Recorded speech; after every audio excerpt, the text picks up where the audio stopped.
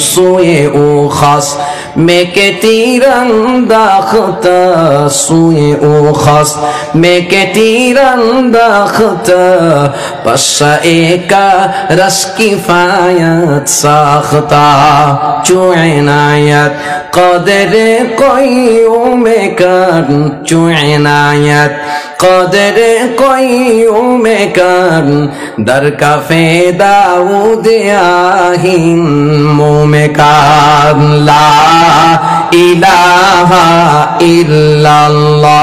এই যে সামনে যারা বসে আছেন একটা মানুষ জবান বন্ধ রাখবেন না, সবাই বলেন লা ইলাহা।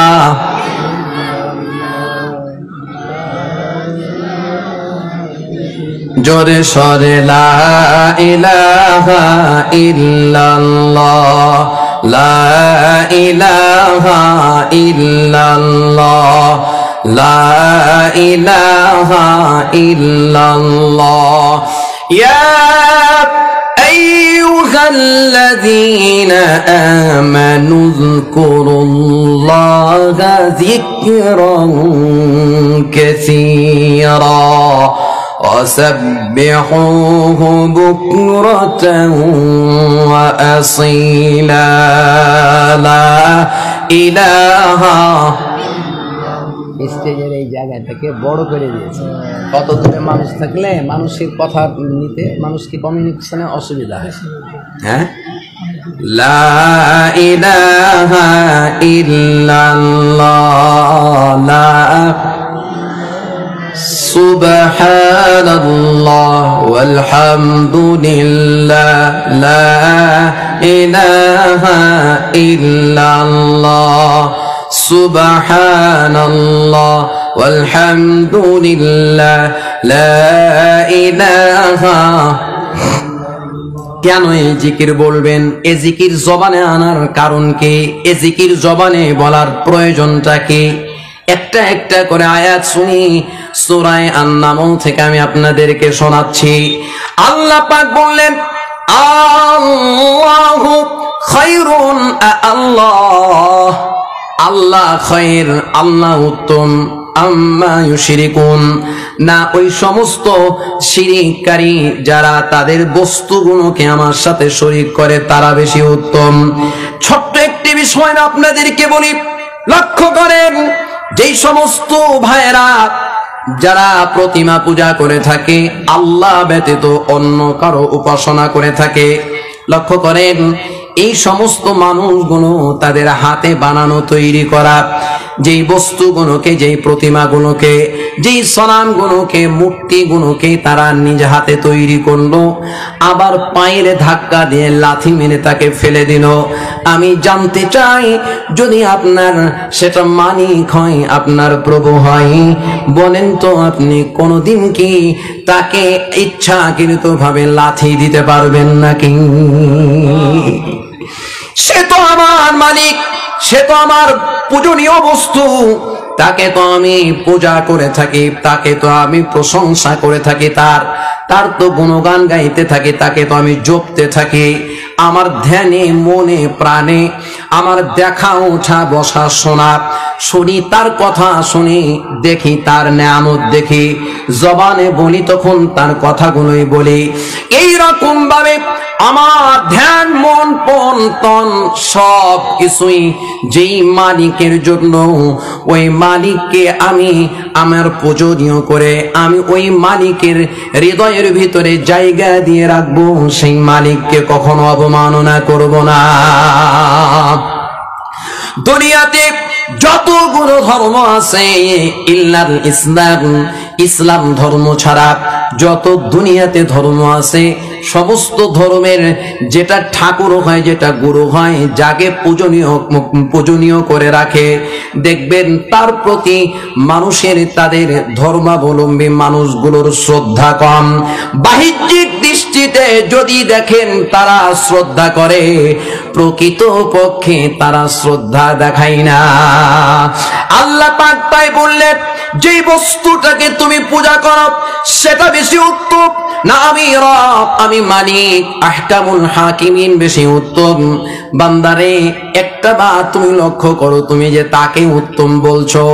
আম্মান খালাকাস সামাওয়াতি ওয়াল আরদা ওয়া আনজালা লাকুম মিনাস সামাই মাআ। সাময়িক সময়ের জন্য মেনে নিলাম তাকে, যাকে তোমরা উত্তম বলছো তাকে একটু জিজ্ঞাসা করে দেখো, সে কি আসমান তৈরি করতে পারবে নাকি? সে কি জমিন তৈরি করতে পারবে নাকি? আসমান থেকে প্রচন্ড খরতাপের সময় বৃষ্টি বর্ষণ করে পুরো গরম জমিনটাকে শীতল ঠান্ডা করে দিতে পারবে নাকি? আমি তো মানি যে আসমান জমিন তৈরি করেছি আর বৃষ্টি বর্ষণ করে পুরো জমিনটাকে ঠান্ডা করে দেই। বান্দারে শুধু তাই নয়, ফাআমবাতনা বিহি হাদাইকা যাতা বাহজা। এ বান্দা, ওই বৃষ্টি বর্ষণের পর আমি রব্বুল আলামিন সুজনা সুফনা জমিন করে আমি মালিক তোমাদের সামনে বড় বড় বাগান তৈরি, মনোমুগ্ধকর বাগান তৈরি করে দিই। বান্দা শুধু তাই নয়, মা কানা লাকুম আন তুমবিতু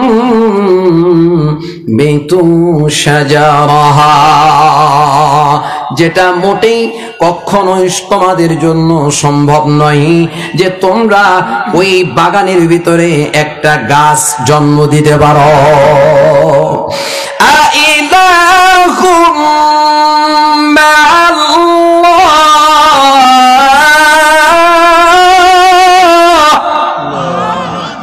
বাল হুম কওমুন ইয়াদিলুন। রব্বুল আলামিন বড় সুন্দর করে ডেকে ডেকে বলছেন, বান্দারে আইলাহুম মাআল্লাহ, আর কোন মালিক আছে, আর কোন ইলা আছে, কোন উপাস্য আছে আল্লাহর সাথে সাথ দেবে, আল্লাহর সাথে সঙ্গ দেবে, আল্লাহর সমকক্ষ হবে এইরকম কোন উপাস্য তোমাদের আছে নাকি? এই জাতি বালহুম কওমি ইয়াদিলুন, এরপরেও এদের ভিতরে একটা কওম, একটা জাতি শুধুই আল্লাহর নাফরমানি করবে, সত্য হতে বিমুখতা পোষণ করবে, তারা ঘাট তেরামি করবে, একটা সম্প্রদায়। বরং এরা এমন সম্প্রদায় যারা আল্লাহ রব্বুল আলামিনের সত্য থেকে নিজেকে বিচ্যুত করে রাখে। বলেন নাউজুবিল্লাহ। আল্লাহ সুবহানাহু ওয়া তাআলা বান্দাকে ডেকে ডেকে বলে, আম্মান জাআলাল আরদা قرارا وجعل خلالها أنهارا وجعل لها رواسي وجعل بين البحرين حاجزا। এবার আসো ওই সমস্ত মানুষগুলোকে, ওই সমস্ত দেবীগুলোকে, দেবদেবীগুলোকে তারাকে জিজ্ঞাসা করো, তারাকে বলো, তারা কি এই অস্থির জমিনটাকে স্থির করতে পারবে নাকি? আমি মালিক যখন দেখলাম আমি এই জমিনটাকে পানির উপরে ভাসমান অবস্থায় রেখে দিলাম, জমিন যখন ভাসমান অবস্থায় নড়াচড়া শুরু করেছে, ওয়াজালা খিলালাহা আনহারা ওয়াজালা লাহা রাওয়াসি, এই জমিনটাকে, অস্থির জমিনটাকে স্থির করার জন্য আমি আল্লাহ বড় বড় পাহাড় অঙ্কন করেছি, বড় বড় পাহাড় খচিত করেছি। ওয়াল জিবালা আওতাদা ওয়া আলকা ফিল আরদি রাওয়াসিয়া আন তামিদা বিকুম। বান্দারে, জমিনের উপরে বড় বড় পাহাড় দিয়ে আমি জমিনটাকে, অস্থির জমিনটাকে স্থির করে দিয়েছি, নড়াচড়া করে এই জমিনটাকে আমি আল্লাহ স্থির করে দিলাম। এই বান্দা শুধু তাই নয়, এই জমিনের ভিতরে তুমি যদি ঘোরাঘুরি করো তাহলে ফাঁকে ফাঁকে দেখবা জায়গায় জায়গায় আমি আল্লাহ নদ নদী নহর প্রবাহিত করে দিয়েছি। আমি মালিক এত সুন্দর করে ওয়াজালা বাইনাল বাহরাইনি হাজিজা, আমি মালিক এত সুন্দর করে জমিনটাকে সাজালাম। এরপরে দুই সমুদ্রের মাঝখানে আমি রব্বুল আলামিন অন্তরায় তৈরি করে দিলাম। দুই সমুদ্রে, এক সমুদ্রের পানি লোনা আর এক সমুদ্রের পানি হলো মিষ্ট। এই দুইটার মাঝখানে বান্দা তুমি যদি দেখো মারাজাল বাহরাইনি ইয়ালতাকিয়ান বাইনাহুমা বারযাখুন লা ইয়াবগিয়ান, আমি দুটো সমুদ্রকে প্রবাহিত করে মিলিত করে প্রবাহিত করে দুটো সমুদ্র এক জায়গাতে হয়ে তারা প্রবাহমান হয়ে থাকে। এরপরেও বান্দা তুমি দেখো একটা আরেকটার সাথে মেলে না, কেন মেলবে?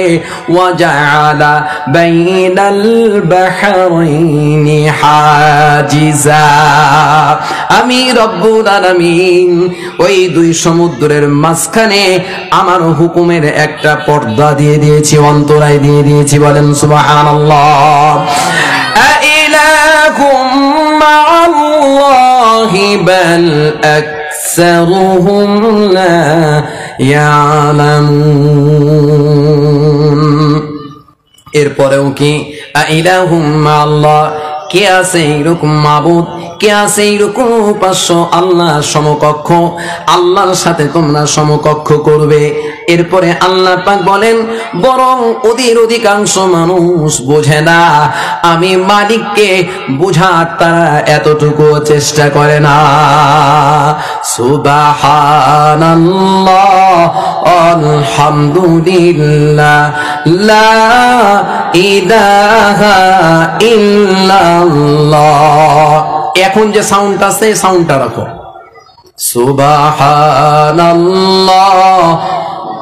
আলহামদুলিল্লাহ লা ইলাহা, দিলে বারো, হালকা একটু দিলে বারো, লা ইলাহা ইল্লাল্লাহ সুবহানাল্লাহ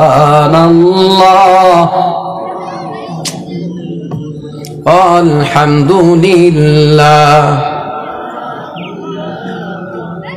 ধরে রাখছে না, সাউন্ডটা ধরে রাখেন। লা ইলাহা ইল্লাল্লাহ, তুমি বাঁচাও, সুবহানাল্লাহ আলহামদুলিল্লাহ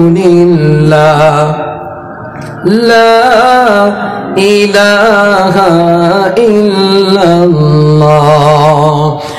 আম্মান ইউজিবুল মুযতাররা ইযা দাআহু ওয়া ইয়াকশিফুস সূ'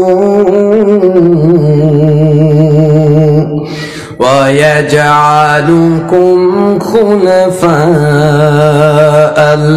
আরদ আইলাহুম মা'আল্লাহ قليلا ما تذكرون। কত দামি কথা মালিক ডেকে ডেকে বলেন, একটা একটা করে উদাহরণ দেন আর আল্লাহ পাক বান্দাকে বোঝান। এ বান্দা, কাকে তুমি উত্তম বলবে, কাকে তুমি ভালো বলবে, আর কাকে অনুত্তম, কাকে খারাপ বলবে। তুমি যার পূজা অর্চনা করো সে তোমার কাছে ভালো না আমি মালিক তোমার কাছে ভালো, মেনে নিলাম। সে যদি তোমাকে, তো মেনে নিলাম তোমার কাছে যদি সে ভালোই হয়, তাহলে আমাকে আসমান জমিন বানিয়ে দেখাক, আমাকে পাহাড় পর্বত বানিয়ে দেখাক, নদী নালা খাল বিল বানিয়ে দেখাক, সম্ভব নয়, এরপরেও তুমি আমাকে তার সমকক্ষ করছো। বান্দারে, এবার তোমাকে বুঝার জন্য আমি আরো বিষয় তোমার সামনে স্পষ্ট করি। বিপদে পড়ে গেছো বান্দা, একটা সুস্থ মানুষ চলতে চলতে হঠাৎ একটা অ্যাক্সিডেন্ট হয়ে তোমার দুইটা পা ভেঙে গেছে। এ বান্দা, তুমি যখন এই অবস্থায় পড়ে গেছো তখন মালিককে ডাকতে শুরু করেছো। এখন মালিককে কেমন করে ডাকবে? মালিককে কি বলবো? মালিকের কাছে ওই বিপদের মুহূর্তে যখন তুমি ডাক দেওয়া শুরু করেছো, মালিক তোমাকে তোমার ডাকে সাড়া দেয়।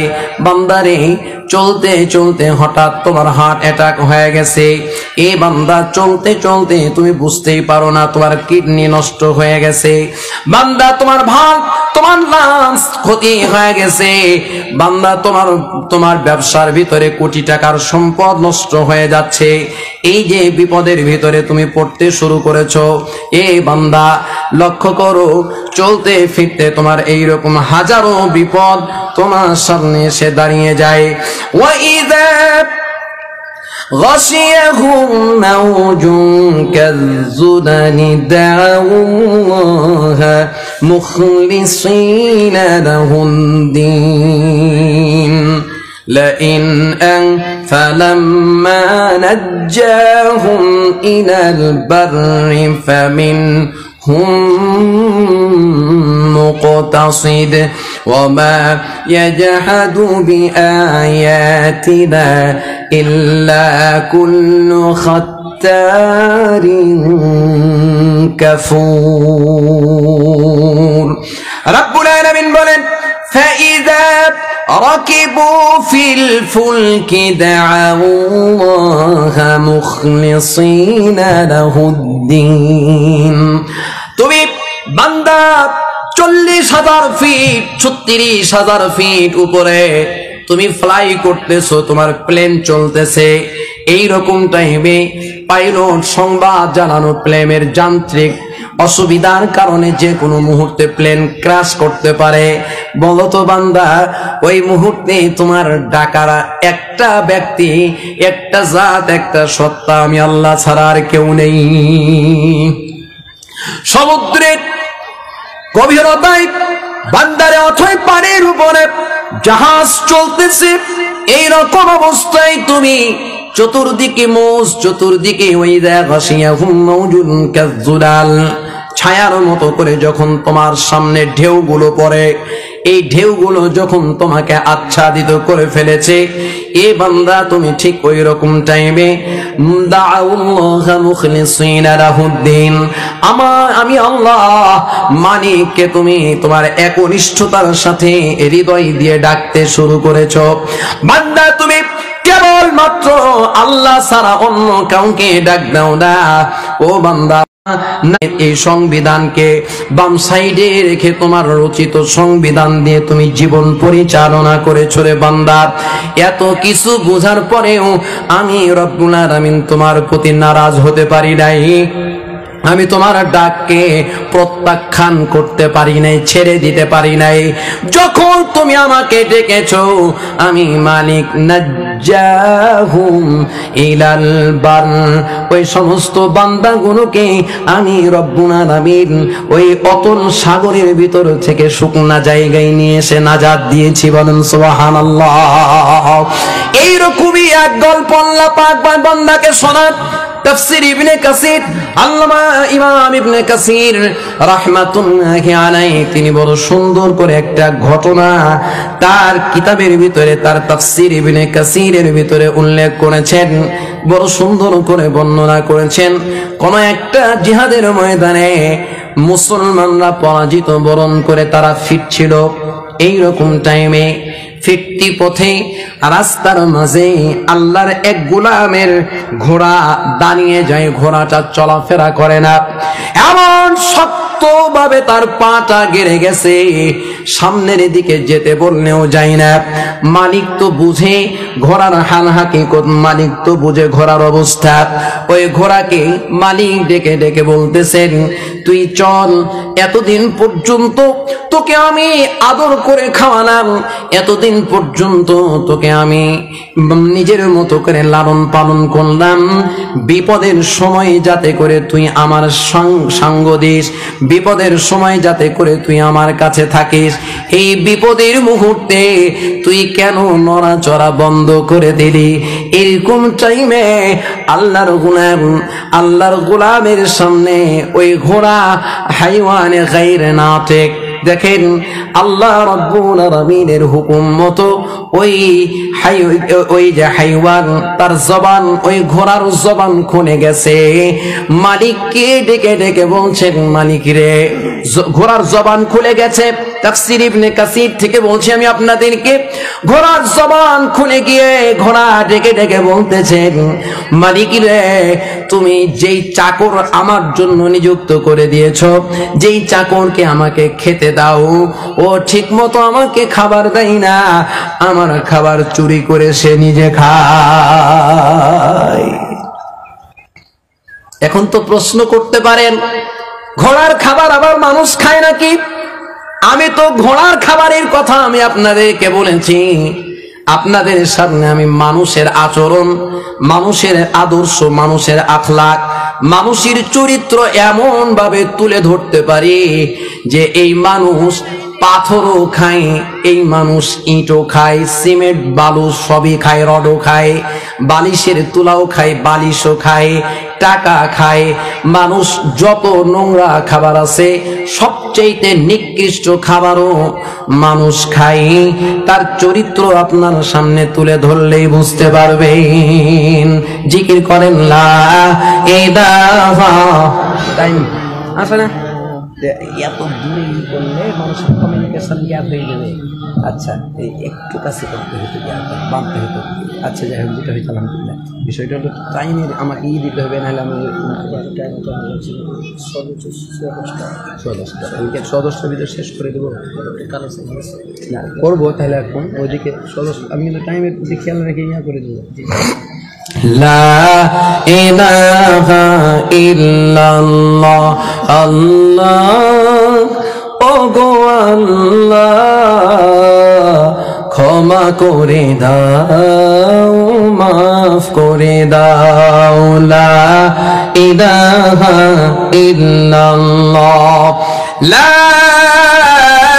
ইলাহা ইল্লাল্লাহ, মুহাম্মাদুর রাসূলুল্লাহ। মনে আছে আপনাদের? ঘোড়ার জবান খুলে গেছে, ঘোড়া ডেকে ডেকে বলছে, মালিক, যেই চাকর তুমি আমার জন্য বরাদ্দ রেখেছিলে, এই চাকর আমার খাবার খেয়ে নেয়। আশ্চর্যের ব্যাপার, মানুষ ঘোড়ার খাবার খায় নাকি? হ্যাঁ হ্যাঁ, সমাজের বুকে এমন নিকৃষ্ট মানুষ আছে, শিক্ষিত কিছু চোর আছে যারা কলমের খোঁচায় রাস্তার খোয়া খেয়ে ফেলে, রাস্তার পাথর পিস পর্যন্ত খেয়ে ফেলে। কথা ঠিক কিনা? আওয়াজ জোরে করে বলেন, ঠিক না বেশি? ওই একবারও চিন্তা করে না। আল্লাহর রাসূল লানত করেছেন ওই ব্যক্তির উপরে যেই রাস্তার উপরে বাধা দেয় এইরকম কোন জিনিস রাখে। আর আল্লাহর রাসূল বলেছেন, ঈমানের শাখার ভিতরে একটি শাখা হলো যেই ব্যক্তি রাস্তা থেকে কোনো পাথর, কষ্টদায়ক জিনিস, কাটা পাথর, কষ্টদায়ী এইরকম জিনিস সরায় দেয়, এটা ঈমানের একটা অংশ। তাহলে আমাকে আপনাকে যাচ্ছে, অথচ রাস্তার নির্দিষ্ট টাইম পর্যন্ত যেতে পারে না, রাস্তা খেয়ে ফেলেছে। এইরকম কত আপনাকে দেখাবো আমি। আল্লাহর কিছু বান্দা আছে, রাসূল বলেছেন সুদ এটা হারাম, ঘুষ এটা হারাম। হারাম কেমন বুঝায়? আপনাকে একটা গরুর গোশত ভুনা করে খেতে দেওয়া হলো, গরুর গোশত দিয়ে ভাত খাচ্ছেন, কিছুক্ষণের ভিতরে আর একটা ভুনা গোশত নিয়ে এসে বলছে আপনাকে, দেখেন একই রকমই টেস্ট, একই রকমই স্বাদ, দেখতে একই রকম। আপনাকে আর একটা ভুনা গোশত দিয়ে বলতেছে এটা শুয়োরের গোশত, আপনি নেন। আপনি কি খাবেন নাকি? বলেন খাবেন? যারা মুখ বন্ধ করে আছেন তারা খাবেন নাকি? খাবেন? কেউ কারা কারা খাবেন হাত তুলে দেখান তো, দু একজন। কে খাবেন না হাত তুলেন, লিল্লাহে তাকবীর। যারা হাত তুলবেন তারা বুঝবো হারাম খাবেন। লিল্লাহে তাকবীর। সামনের দিকে আসলে হৃদয়টা আলেমদের কাছে, আমাদের সমাজের মানুষ সবকিছু উল্টো কাজ করে। আর ইনসানু হারিসুন ফিমা মুনিয়া, বলা হয় সাওয়ু সুফুফাকুম আতিম্মুস সাফফাল আউয়াল, প্রথম কাতার আপনি পূরণ করেন, এটা বলা হয়। কিন্তু সিনেমার হলে প্রথম কাতার পূরণ করেন এটা বলা লাগে না। কোন রাস্তায় খেলা চলছে, টিভি দেখতে দিবে না, গ্লাসের ভিতরে টিভি রেখেছে, রাস্তায় চাপ দিয়ে খেলা দেখতেছে, বলেন কেন? আমি যে বলছিলাম মানুষ হারাম খায়, বলেন তো যেই মানুষটা কলমের খোঁচায় একটা গরিব মানুষের ফাইল আটকে দিয়ে হারাম খেলো, কিয়ামতের ময়দানে আল্লাহ রাব্বুল আলামিনের সামনে লোকটা কি জবাব দেবে? ওই ঘোড়া ডেকে ডেকে বলতেছে, মালিক আমার খাদ্যগুলো আপনার চাকর খেয়ে ফেলে। তখন ওই মালিক স্বীকারোক্তি দিল, ওয়াদা দিল, আমি যতই বড় পেরেশানিতে পড়ি না কেন, যতই মুশকিলের ভিতরে পড়ি, আজকে থেকে ওয়াদা করলাম এই ঘোড়া আমি তোকে আমার নিজ হাতে খাবার দেব। সাথে সাথে ঘোড়া সচল হয়ে গেল, চলতে শুরু করলো। একদিন, 2 দিন, 5 দিন, 7 দিন যেতে যেতে যেতে কিছুদিন যেতে না যেতে এই কথা গোটা এলাকার ভিতরে ছড়াইয়ে ছিটিয়ে পড়লো।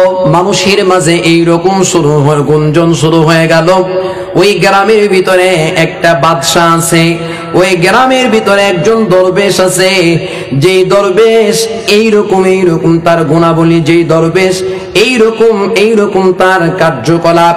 একদিন, 2 দিন মানুষের ভিড় বেশি থেকে বেশি বাড়তেই শুরু করেছে। পর্যায়ক্রমে ওই এলাকার বাইজানতানিয়াম নামে একটা এলাকা, এই এলাকার এক বাদশা তিনি বললেন, আমাকে ওই দরবেশ এখানে এনে হাজির করে দাও, ডেকে দাও, আমি দরবেশের সাথে আমার দেশে নিয়ে আসতে চাই, বরকত মনে করে নিয়ে আসতে চাই। কারণ ওই মানুষটা যদি আমার এলাকায় আসে, অনেক কিছু সে তার জানা থাকবে, সে হয়তো সেগুলো আল্লাহর কাছে দরখাস্ত দিয়ে দূর করে দিতে পারবে।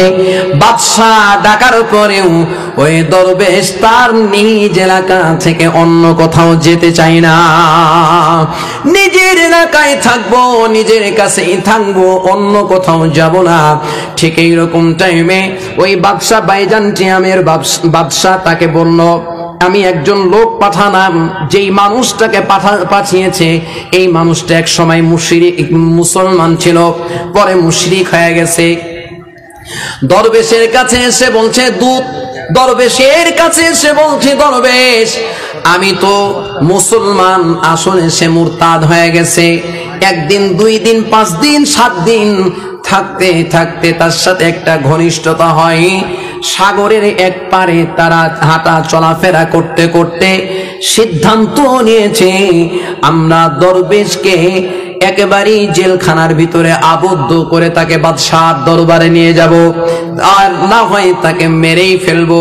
মূল বক্তব্যটা হলো এইখানে, যখন তাকে মেরে ফেলা এবং চতুর্দিক থেকে ঘিরে নেওয়ার পরিকল্পনা শুরু করেছে, এই দরবেশ বুঝতে পেরেছে এই মুহূর্তে আমাকে তারা মেরে ফেলবে অথবা সিজিন জেলখানার ভিতরে আবদ্ধ করে রাখবে। তখন একনিষ্ঠতার সাথে আল্লাহ রাব্বুল আলামিনকে ডেকে বলতেছেন, মালিক বিপদে পড়েছি, তুমি ছাড়া উদ্ধার করার কেউ নেই। দাউল্লাহ মুখলিসিনা লাহুদ্দীন।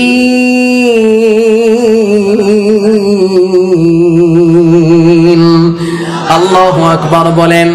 আল্লাহ পাক তাই ডেকে বলেন, ওই দরবেশ যখন আল্লাহ রাব্বুল আলামিনকে ডেকেছেন, দিল থেকে মন থেকে আল্লাহকে খালিস ভাবে যখন ডেকেছেন, আল্লাহ তার দোয়া কবুল করে নিয়ে সাথে সাথে ওইখান থেকে আল্লাহ রাব্বুল আলামিন ওই দরবেশের পুরোপুরি ওই দরবেশকে আল্লাহ রাব্বুল আলামিন ওইখান থেকে উঠায় নিয়েছেন।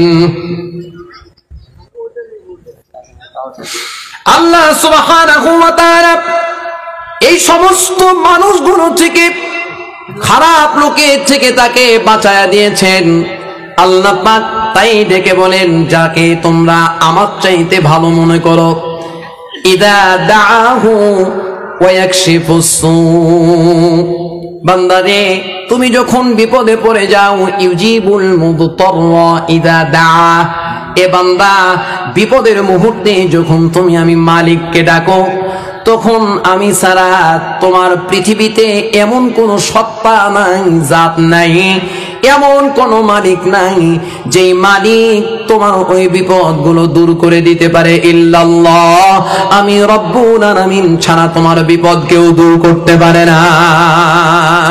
বন্ধুরা আমার, বাবাজিরা আমার, তাই আল্লাহ পাক বলেন ইলাহুম আল্লাহ, ওই আল্লাহর সাথে কাকে আর সমকক্ষ করতে চাও? ওই মালিক তোমাকে সংবাদ দিচ্ছেন, ওই মালিক তোমাকে বলছেন সারিউ ইলা মাগফিরাতিন মির রাব্বিকুম ওয়া জান্নাতিন আরদুহাস সামাওয়াতু ওয়াল আরদ উইদ্দাত লিল মুত্তাকিন। জান্নাতের দিকে দৌড়াও, আসমান আর জমিনের পরিধি পরিব্যাপ্ত করে আমি যেই জান্নাত সাজিয়েছি, বলেন সুবহানাল্লাহ। এই জান্নাত বানালাম আমি মুত্তাকিনদের জন্য। মুত্তাকিনদের কি কি গুণ থাকা লাগবে? আল্লাযীনা ইউনফিকুনা ফিস সাররাই ওয়াদ-দাররাই ওয়াল কাযিমিনাল গায়য ওয়াল আফিনা আনিন নাস। মুত্তাকি ব্যক্তি তো তারাই যারা ইউনফিকুনা ফিস সাররাই ওয়াদ-দাররা, তারা সচ্ছল অবস্থায় এবং অসচ্ছল অবস্থায় আল্লাহ রাব্বুল আলামিনের রাস্তায় তারা দান করবে। দানের কথা মাহফিলে শুনলে আমাদের ভিতরে পেরেশানি লেগে যায়, হুজুর তো এখন কালেকশনই করবে। অবশ্যই কালেকশন করতে হবে।